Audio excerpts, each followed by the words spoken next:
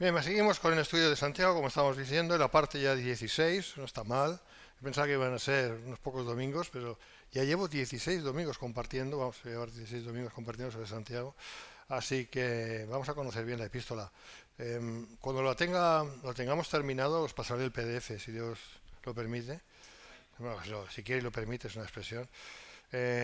Vamos a estar hablando de eso justamente, de si Dios quiere o no quiere. Es interesante. Y, será bueno repasarlo cuando lo tengamos, ¿no? Pero vamos allá, sin más preámbulos. Vamos a seguir, ¿no? O sea, Santiago, desde luego, si os dais cuenta, toda la epístola es una epístola de reproches. Muchos reproches, muchos, muchos. Porque va dirigida a una gente determinada. ¿Me seguís, no? Va dirigida a las 12 tribus de Israel, que estaban en la dispersión, por lo tanto, a todo el pueblo de Israel. Ya hablamos sobre eso, no hace falta que diga más, pero evidentemente Santiago tenía en mente a toda una serie de personas, también personas conocidas. Cuando toquemos el tema de los ricos, que lo vamos a tocar a fondo, él sabía a quién se estaba dirigiendo. ¿eh? No hablaba así por hablar, sino que él sabía y tenía en mente a quien tenía en mente.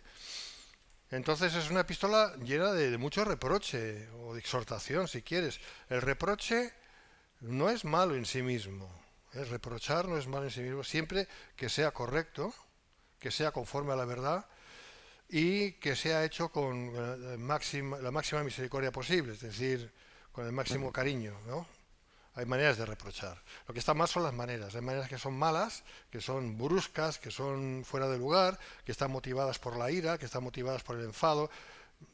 Es una pena porque puedes estar diciendo algo que sea correcto, pero si lo dices mal, si lo dices con mal talante, ¿no? Con mal genio, entonces estropeas todo, ¿no? Es como la mosca que cae en el perfume y estropea el perfume. Entonces es, claro que el otro, el que lo recibe, tiene que saber discernir, si es espiritual, si es maduro, suficientemente maduro, pues va a tener que separar una cosa de la otra, la forma como se dice de lo que realmente se está diciendo, ¿no? Pero bueno, aquí tiene responsabilidad tanto el que dice como el que escucha. O sea, el que dice tiene que intentar decirlo bien. Y el que escucha, pues saber discernir qué es lo que está diciendo. Ahí tenemos mucho trabajo todos, ¿eh? Sobre todo en los matrimonios esto es muy común, eh, muy común. Es muy importante decir bien las cosas. A lo mejor lo que, insisto, a lo mejor lo que quieres decir está bien, es correcto, pero si lo dices mal, o sea, nunca digas las cosas motivado por la ira, por el enojo, por el enfado, por la frustración. Más vale que te calles. Y entonces cuando te estés calmado o calmada o calmados, cuando estemos calmados, entonces será el momento de poder decir las cosas tranquilamente y decirlo con la intención correcta, que no es la de hacer daño, como muchas veces se hace, sino la de poder cambiar una situación, revertir una situación, mejorar una situación o lo que sea. ¿Vale? Eso se va a recibir mucho mejor. ¿Vale? Hay personas que exhortan más que otras. Hay personas que no exhortan nada. ¿Vale? Que no quieren problemas, no quieren historias y mira, mejor no digo nada, pero eso no es correcto tampoco.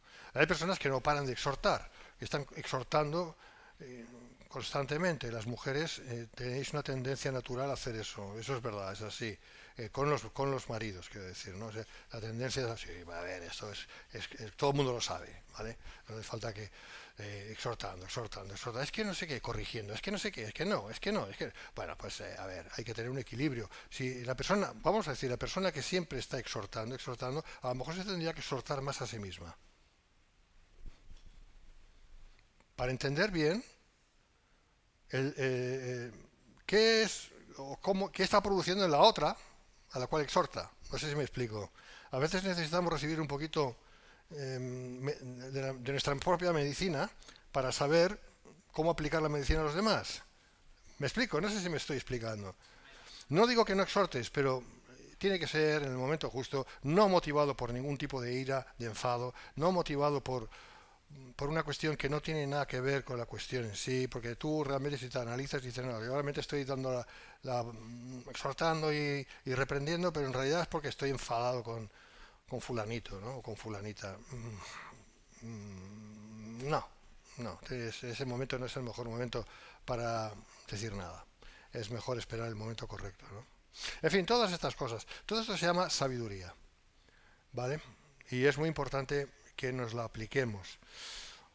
Bien, lo que pasa con Santiago es que, claro, es una epístola, no es un momento dado que Santiago está diciendo algo a alguien, sino que es una epístola que le escribe con una misión clarísima, que era la de exhortar, reprender y también enseñar. Entonces, Dios usa a Santiago para este fin. ¿Me seguís? Hay porciones de la escritura que son más suaves. También vemos que hay personas más suaves. Pero hay personas también que son no tan suaves, son más enérgicas. Todo es necesario. Tiene que haber de todo, porque si no hay, si todo es una base de aceite, al final uno se puede ir descomponiendo. Pero es necesario que haya un poquito de acción, de mano, no de mano dura en el sentido porque sí, pero sí de reprensión, de exhortación.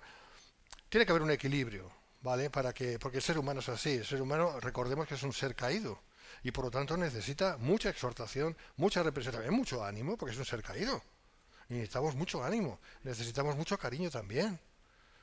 Porque si todo es pam, pam, pam, pues nada se levanta. O sea, porque al final dices, mira, ¿sabes lo que te digo? Como soy tan malo, pues ya me encierro aquí, me quedo aquí en un rincón y ya está. ¿Sabes? O sea, hay que saber manejar esto. Pero bueno, estamos hablando de Santiago. De Santiago, la epístola de Santiago es una epístola bastante dura, bastante, no muy dura, pero sí bastante dura. ¿Pero por qué? Porque era necesario que fuera así. ¿Vale? Era necesario. En el tiempo y en el espacio.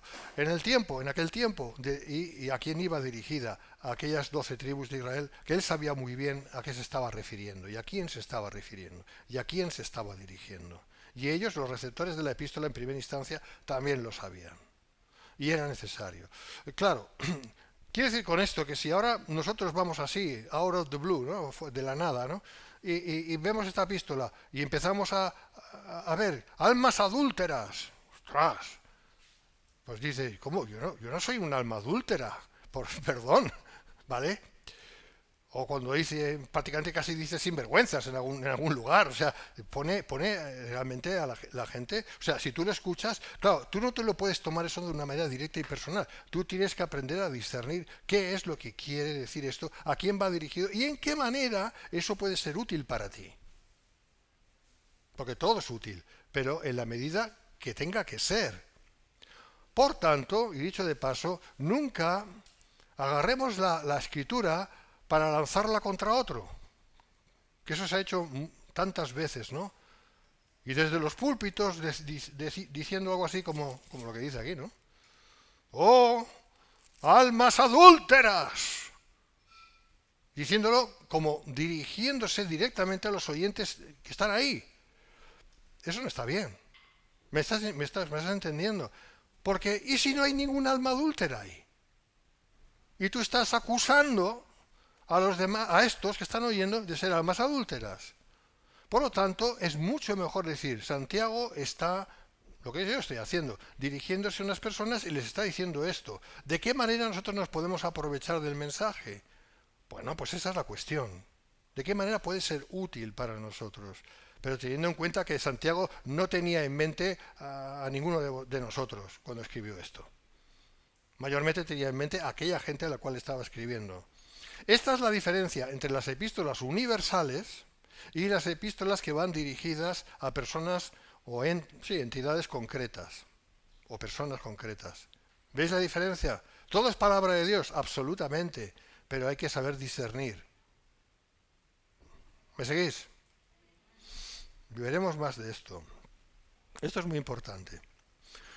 Bueno, estamos en el versículo 11 y 12 del capítulo 4. Estamos en el capítulo 4, ya queda menos. Y vamos a proceder. Dice, hermanos, no murmuréis los unos de los otros. El que murmura del hermano y juzga a su hermano, murmura de la ley y juzga la ley. Pero si tú juzgas a la ley, no eres hacedor de la ley, sino juez. Eso es mucha verdad. Un solo es el dador de la ley que puede salvar y perder. Pero tú, ¿quién eres para que juzgues a otro? Bueno, ¿ves? A ver, es que tú eres alguien que está, porque murmurar aquí quiere decir hablar mal. Ya veremos que eso es lo que significa. No es, me parece que el hermanito tiene un problema, eso podemos hablar. Si tiene un problema lo tiene, o sea, Pero aquí no está hablando, aquí está hablando de hablar mal de alguien, con una intención mala, ¿vale? Eso es en primera instancia. Eh, entonces, ¿esto se puede enseñar como que vosotros estáis haciendo esto? No, ¿verdad? A lo mejor alguna vez puede pasar, pero no es una constante. Pero sí es bueno aprender, el principio está ahí, es conforme a la ley, es conforme a la ley, pues él menciona la ley, y qué bueno sacar toda la enseñanza que podamos de esto, ¿ok? O sea, lo que no podemos es permitir que la escritura nos condene, porque ninguna condenación hay en Cristo Jesús.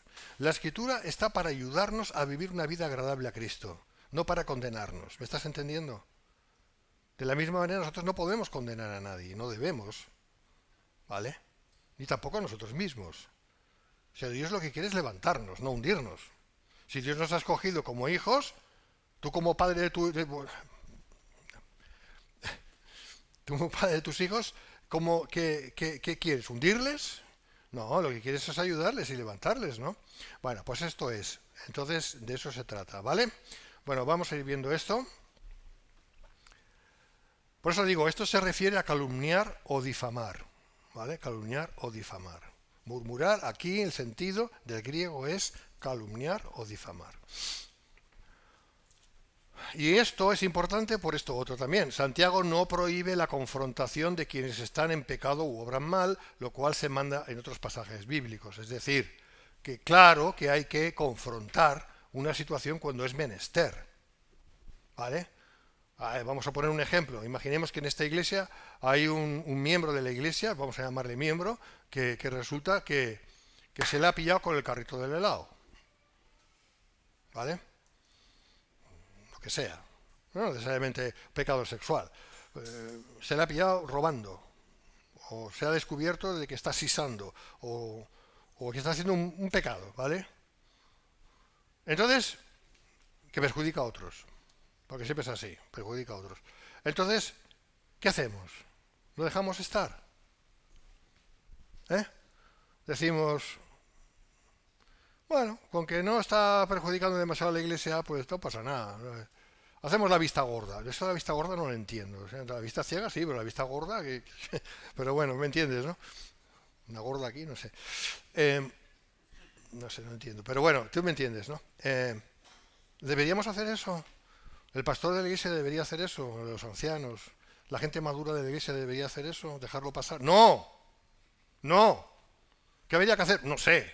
Pero algo habrá que hacer. Habrá que confrontar el asunto e intentar o bien disciplinar o bien lo que sea. Lo que se tenga que hacer. ¿Vale?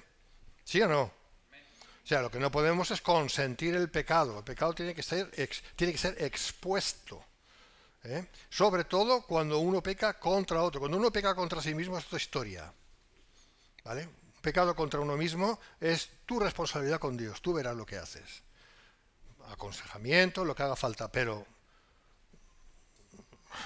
es tú que estás pecando contra tu propio cuerpo, ¿no? Ahí no estás fastidiando a los demás. Pero clarísimamente, cuando alguien está perjudicando a los demás con su pecado, el tipo que sea, ahí hay otra historia. Ahí sí que hay que intervenir sí o sí. O de una manera diferente, como es el primer caso, vamos a decirlo así, de una manera diferente. Y lógicamente, si el pecado es público, si el pecado hace daño a los demás, pues a lo mejor está incluso, si no se arrepiente a primera instancia, pues habrá que exponerlo públicamente. Porque si el asunto es público, habrá que hacerlo público. Lo que no puede ser es sencillamente no hacer nada. No sé si me explico, ¿no? Estoy hablando muy genéricamente porque tampoco estoy hablando de nada en concreto, ni menos aún tengo a nadie en la mente en concreto, o sea, para nada. Pero quiero deciros que si hay algo que está haciendo daño al cuerpo de Cristo, lógicamente uno no puede quedarse impasible. Tiene que hacer algo e intentar hacer que eso se pare y a ver de qué manera se puede ayudar a esta persona a que no lo haga más, si que realmente es cristiana, ¿no? ¿Vale? Esto es importante.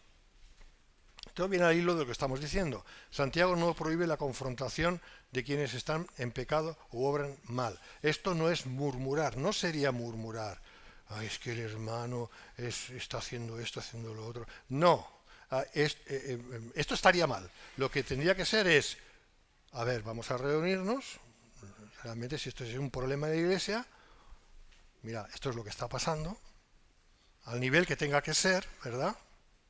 De ancianos o lo que sea, al nivel que tenga que ser, antes de exponerlo para todos, hay unos pasos, ¿no?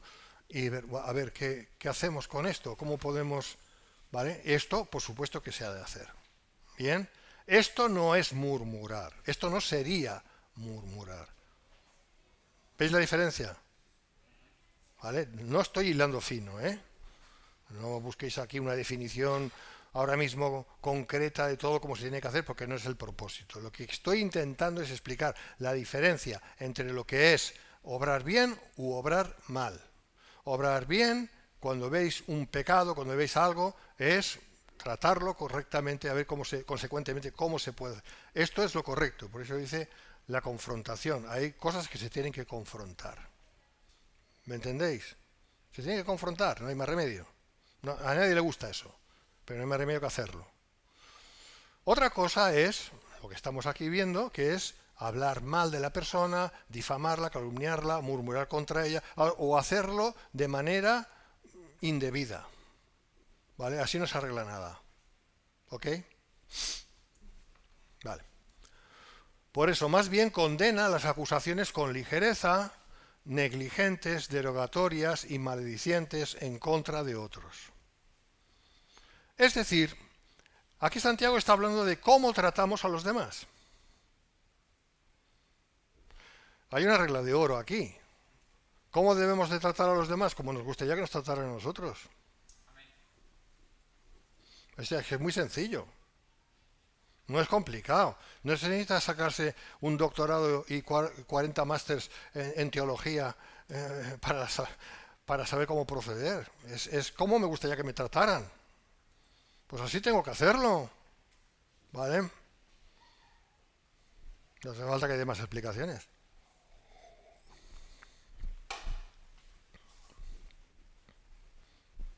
Bien. Sin embargo, aquí la palabra dice que no debemos hacer todo esto que está diciendo. Acusaciones de manera ligera y cosas que... No, es que a mí me han dicho, pero a ti te han dicho, pero tú estás acusando directamente a estas personas o a esta persona. Y todo porque a ti te han dicho. ¿Y si no es así? ¿Y si te lo han dicho mal? ¿O se ha entendido mal? Oh, no sé, es que tenía ganas de criticar tú. Pues va a ser que no, te va a tener que comer las ganas, ¿vale? No, no podemos hacer eso, ¿vale? El que murmura del hermano, murmura de la ley. Esto hay que entenderlo. ¿Qué significa? Bueno, pues quienes hablan mal de otros creyentes se instalan a sí mismos como jueces. Claro. Quienes hablan mal. ¿Me seguís? Si uno de nosotros se levanta y dice, no, mirad, yo tengo esto que decir, y esto de esta persona, esto, y si es verdad, no tiene por qué no decirse. Pero hay que saberlo decir con quien se tenga que decir, con el propósito que se tenga que decir, con la motivación que se tenga que decir y hacerlo bien. Eso es lo correcto. ¿Me entendéis? Pero si se hace de cualquier manera y da igual y no hay ningún tipo de amor hacia esa persona, si mira, me da igual lo que le pase, y esa persona, el acusador, tiene muchas ganas de acusar, por la razón que sea, que nunca es buena, etcétera, etcétera, etcétera, eso es lo que no debe ser de ninguna de las maneras, ¿vale? Entonces, porque haciendo así nos levantamos como jueces y nos levantamos como jueces injustos, ¿vale? O sea, no podemos hacer eso. Tenemos siempre que pensar, si tú sabes algo de otra persona, piensa de ti mismo. ¿Qué pasaría si te pasara a ti lo mismo? ¿Cómo te gustaría que te trataran, ¿no? Entonces las cosas hay que hacerlas ordenadamente y bien. ¿Vale? Nunca para hacer daño o que puedes hacer daño si lo puedes evitar. A veces el daño va a estar, porque claro, cuando se sabe de algo que está mal, pues lamentablemente ahí hay sufrimiento, o sea, no se puede evitar. Pero no se va a hacer las cosas de manera impropia, causando un daño innecesario. ¿Bien?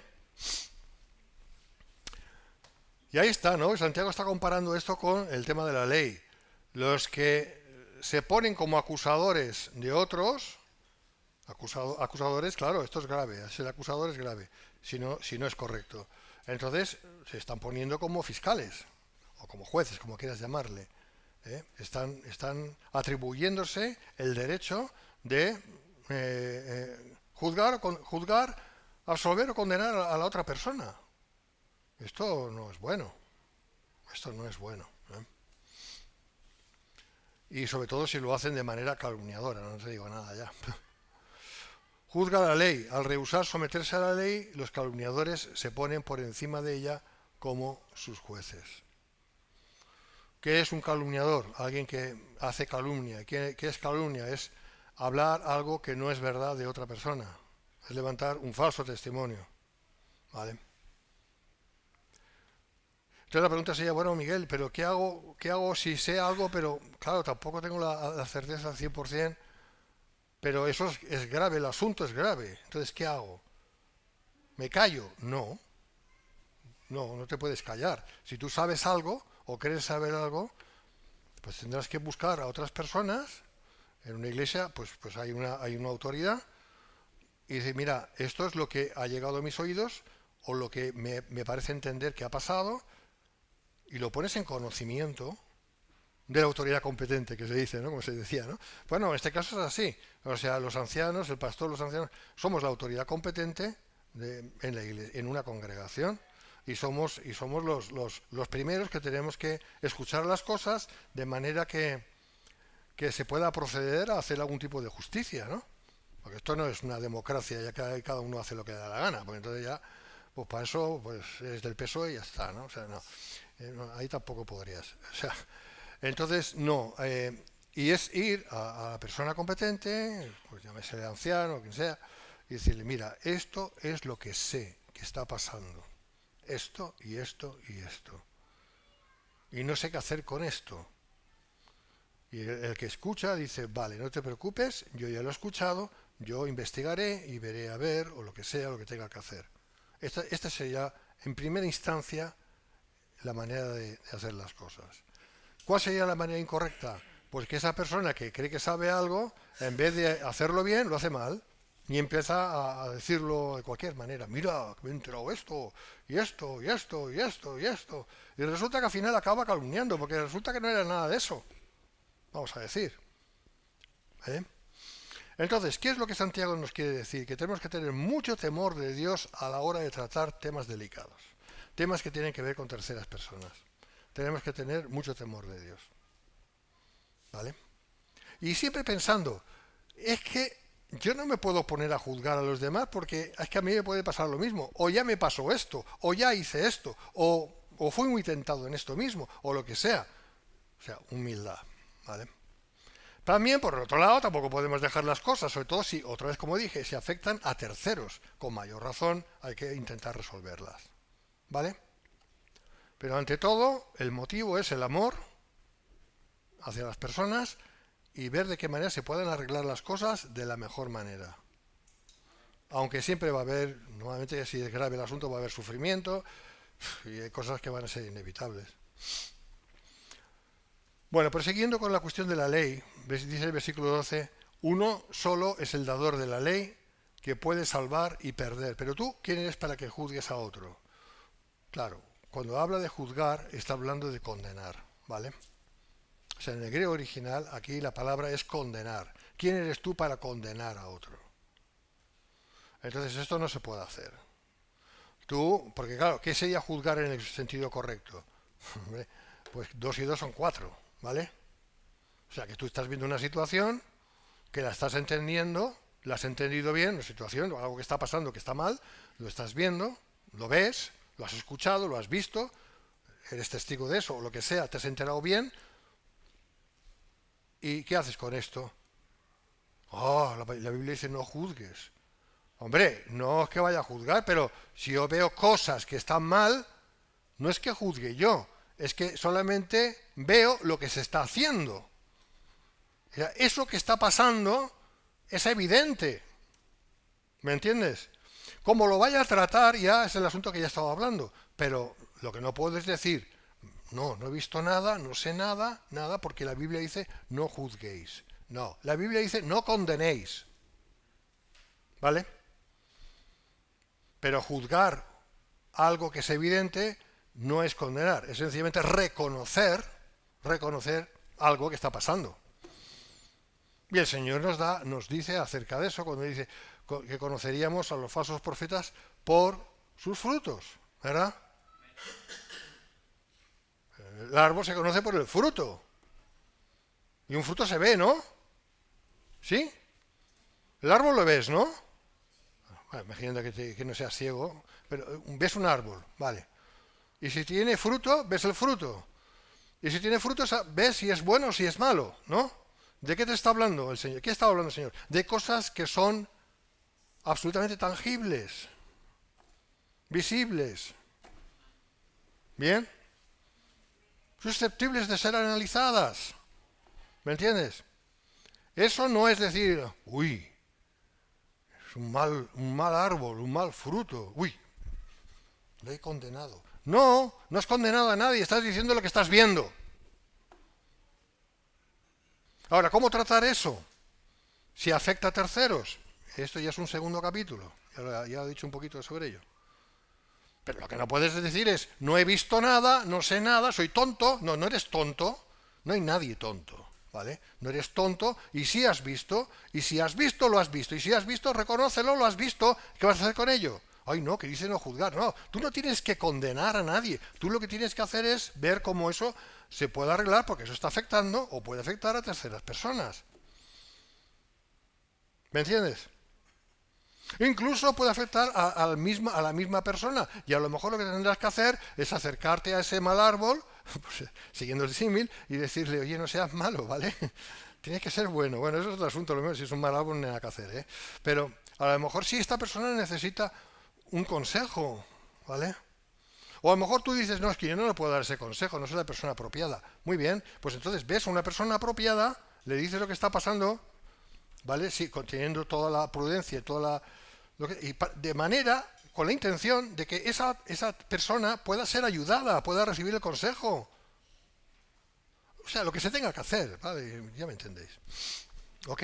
Pero aquí Santiago está hablando de las malas motivaciones, el hacer daño a los demás o el ser tan ligeros que da igual si se hace daño, si no se hace daño, es como que me da igual porque tengo un poco de ganas de gresca, ¿eh? Tengo un poquito de ganas de acción. Aquí está todo muy soso y vamos a ver si no, o cualquier motivación que sea errada. O me estoy aburriendo y necesito un poquito de diversión. No, pues mira, cómprate un chupa chups, yo qué sé. O sea, lo que no puede ser es que hagas daño a terceras personas y eso es lo que justamente de esto está hablando la palabra. Amén. ¿Me entendéis? Entonces, ¿quién eres tú para que juzgues a otro? Pues, ¿quién es para que condenes a otro? Pues nadie. Uno solo es el dador de la ley, Dios, quien dio la ley. Él es el único que tiene la autoridad para salvar de su castigo a quienes se arrepienten y destruir a los que rehúsen arrepentirse. ¿Vale? Bueno. Seguimos, hermanos, porque había que seguir. Aquí estamos ya en el apartado 9, es la prueba de la dependencia. Bien, la prueba de la dependencia. Aquí Santiago ya cambia de argumento y va a otra cosa. Vamos a adelantar un poquito todo lo que podamos. No os gloriéis en el día de mañana. De ahí viene la expresión, mañana nos veremos si Dios quiere, que ya no lo dice nadie, ¿eh? Pero los cristianos lo seguimos diciendo. Viene de ahí, justamente, de la epístola de Santiago, para que entender bien lo que Santiago quería decir. También es otra. Vamos ahora. Los que decís, hoy y mañana iremos a tal ciudad y estaremos allá un año y traficaremos y ganaremos.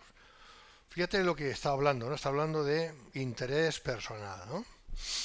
Cuando no sabéis lo que será mañana, ¿cierto? Porque ¿qué es vuestra vida? Ciertamente es neblina que se aparece por un poco de tiempo y luego se desvanece, en lugar de lo cual deberíais decir. Está hablando de motivaciones, ¿bien? Motivaciones y actitudes. Si el Señor quiere, viviremos y haremos esto o aquello, si el Señor quiere. pero ahora os jactáis en vuestras soberbias. Claro, otra vez, ¿no? Si yo explico esto así a vosotros y os jactáis en vuestras soberbias, pues con razón alguno de vosotros diría, Miguel, oye, perdona, pero me estás juzgando. ¿Por qué dices que yo soy soberbio? Y yo diría, ¿por qué lo dice la Biblia? Ya, pero la Biblia lo está diciendo de la manera que yo lo he explicado. No falta que lo repita otra vez. O sea, no podemos personalizar. ¿Me entiendes? Porque si personalizamos nos podemos equivocar y estaremos acusando. ¿Vale? Entonces hay que entenderlo bien. Pero ahí, de aquí nosotros extraemos una lección de que no tenemos que proceder así. ¿Ok? Vale. Toda jactancia semejante es mala. Desde luego, todo lo que sea jactancia es malo. Y ya que sabe hacer lo bueno y no lo hace, es pecado. Verdad verdadera. ¿Bien? ¿Te os dais cuenta? Porque Santiago no condena la planificación sabia y prudente de ciertas actividades y negocios, sino más bien la planificación que deja fuera a Dios. Ah, ahora se entiende. Esta es una lección para los ateos. O para aquellos que se llaman cristianos, que dicen creyentes, pero en realidad tienen a Dios más lejos que lejos. Y solo viven el día a día para lo suyo. De eso está hablando. ¿Y cómo nos aprovechamos nosotros de esto? De la siguiente manera. Si yo como cristiano nacido de nuevo, ¿lo soy? ¿Yo? Sí. Vale. Cada uno que tendrá que saberlo. Si yo como cristiano nacido de nuevo, en realidad estoy viviendo todos mis días ajenamente a la voluntad de Dios, porque estoy tan metido en mis asuntos, en mis deseos, en mis metas, en mí, esta palabra se aplica a mí también. ¿Ok? ¿Me estás entendiendo?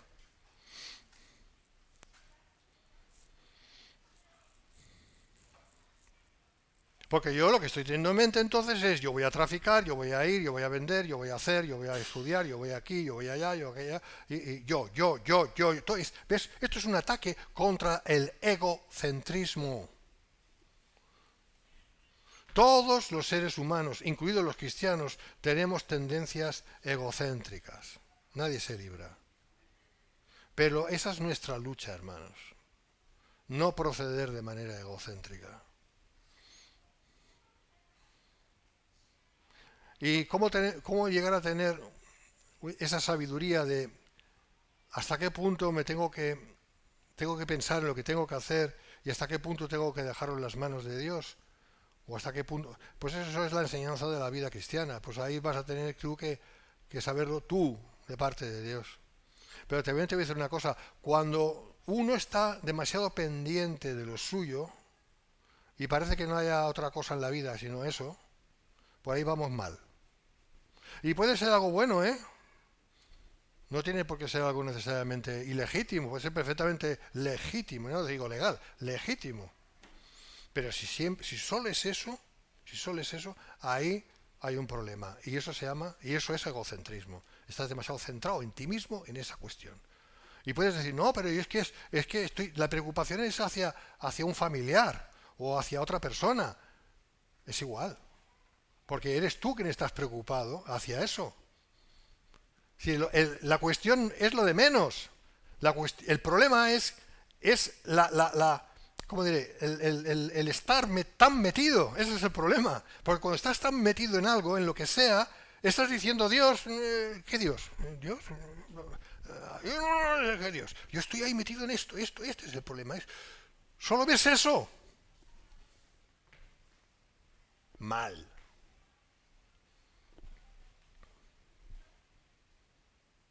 Y por eso digo que no hay que revestirlo de cristianismo, ¿eh?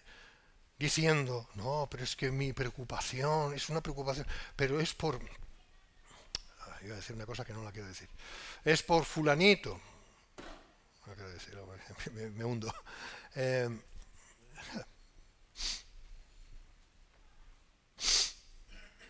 no quiero.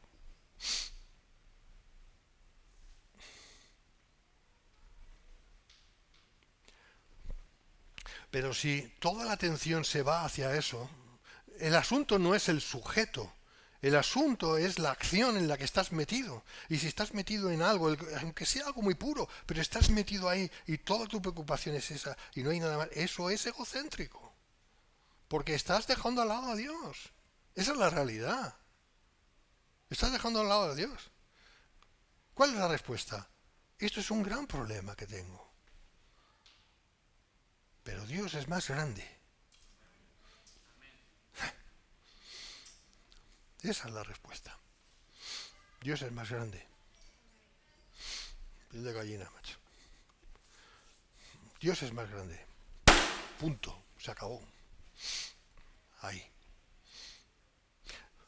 Procediendo así, el egocentrismo tiene que hacer las maletas e irse.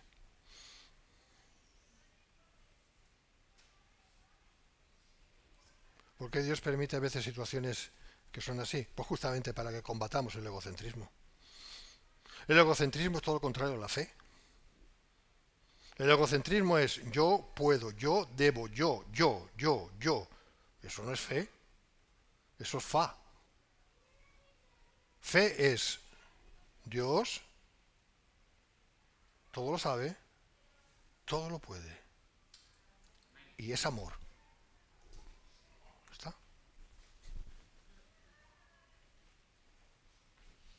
Se acabó. Se acabó la historia.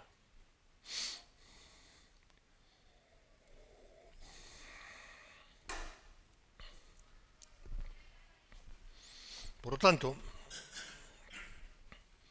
todo lo que esté en nuestra mano hacer, planificación sabia, sí, es correcto hacerlo.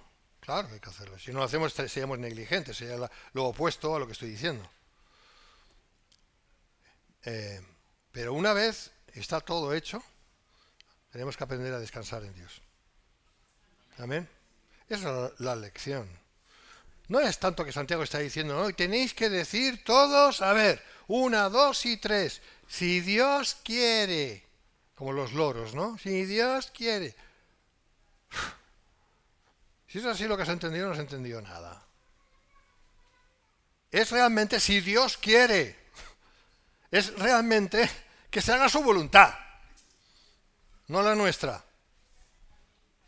Amén. Ey.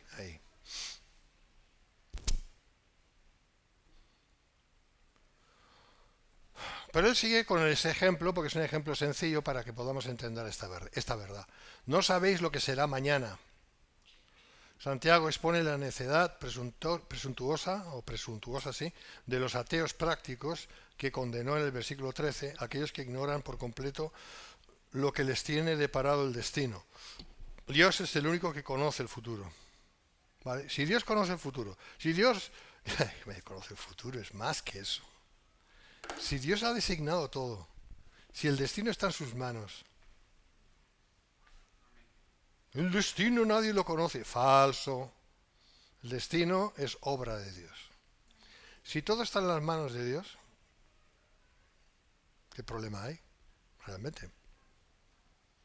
Mientras yo esté haciendo lo que entiendo que tengo que hacer, y no soy negligente, y no debo ser negligente, pues todo está en sus manos. Amén. En realidad Santiago está dando una lección de fe. Todo está en las manos de Dios. Por lo tanto, no te acapares para ti mismo el futuro. Yo voy a hacer, yo haré. No, tú no harás nada, porque viene el ángel de la muerte, te quita de en medio y ¿qué haces? Nada, te vas a tu lugar, lo que sea. Tengo planificado esto, hacer esto y hacer lo otro, muy bien, genial. Eso, y si Dios quiere, realmente, si Dios quiere, eso se hará. Y si no, pues se hará otra cosa. Nuestra vida es neblina. Esto se refiere a humo o al aliento humano que aparece por un momento en el aire frío, esa neblina. Fíjate qué comparación, esta es nuestra vida, esta es nuestra alma, una neblina. Y esto es el carácter transitorio de esta vida, ¿no? Versículo 15, si el Señor quiere, el cristiano verdadero somete sus planes al señorío de Cristo, que es de lo que estamos hablando. Versículo 16 habla de jactancia, se refiere a los alardes arrogantes sobre los logros anticipados de un negocio o una empresa. Así se comportan los que no consideren a Dios para nada. Nosotros no podemos hacer eso. Y aquí es interesante, y al que sabe hacer lo bueno y no lo hace, le es pecado. ¿Esto qué es? Pecado de omisión. Normalmente los pecados de omisión son previos a los pecados de acción. O los pecados de acción están muy basados previamente en los pecados de omisión. Entonces tenemos que ser muy consecuentes. No queremos pecar de acción, tampoco pequemos de omisión. Porque el pecado de omisión lo que nos hace es débiles, espiritualmente débiles. Y entonces somos más susceptibles de ser engañados, de ser tentados o de lo que sea. ¿Me seguís? A veces se le da menos importancia a los pecados de omisión que a los pecados de acción. Perdón, es un error. Ambas cosas son igual de malas. No hay ninguna cosa peor. Pecado de omisión es aquel que dice, se define como lo que tienes que hacer y no lo haces. Lo que tienes que hacer y no lo haces, ¿vale? Pecado de acción es lo que no tienes que hacer y lo haces. Pero el pecado de omisión es muy importante porque si yo lo que tengo que hacer, por ejemplo, si la palabra me dice que me tengo que fortalecer en el Señor, en el día a día, fortalecerme, fortalecer mi espíritu, fortalecer mi hombre interior, fortalecer, ¿y eso cómo se hace? Ya es el andar cristiano, hermanos, ya lo sabéis, obediencia a Dios, etcétera, etcétera. Si no lo hago consecuentemente o suficientemente, pues voy a estar muy debilitado y delante de una tentación que el diablo es especialista en tentarnos por omisión y por acción, pues voy a caer como una mosca. Voy a caer como una mosca. ¿Pero por qué? Porque previamente estoy muy débil. Y no puedo pretender estar fuerte espiritualmente si estoy débil, porque he estado no haciendo las cosas que debo hacer, no haciéndolas. Por lo tanto, tengo que ir al origen. No es tanto el problema de la acción, es primeramente el de omisión. Voy a tener que fortalecerme y hacer todo lo contrario a lo que... O sea, voy a tener que hacer lo que sé que tengo que hacer y no lo estoy haciendo. Y si me estoy fortaleciendo ahí, luego estaré más preparado para enfrentar de frente, me valga la redundancia, la tentación. Y le podría hacer así y se acabó. Con la cadera. Y se acabó. Un buen punch y se acabó. ¿Qué ha pasado? Dirá el demonio. ¿Qué ha pasado? Pues que el cristiano ese estaba preparado, tonto. Ah, vaya, hemos fallado. Tenemos que haber intentado más con la omisión. Vale, la próxima vez. ¿Vale? Al que sabe hacer lo bueno y no lo hace, les pecado. Esto implica que también hacían lo que no debían hacer. Los pecados de omisión conducen de forma inevitable a los pecados de comisión. Fíjate, lo tenía que escrito y no me acordaba. Vale, lo vamos a dejar aquí ya. Y seguiremos.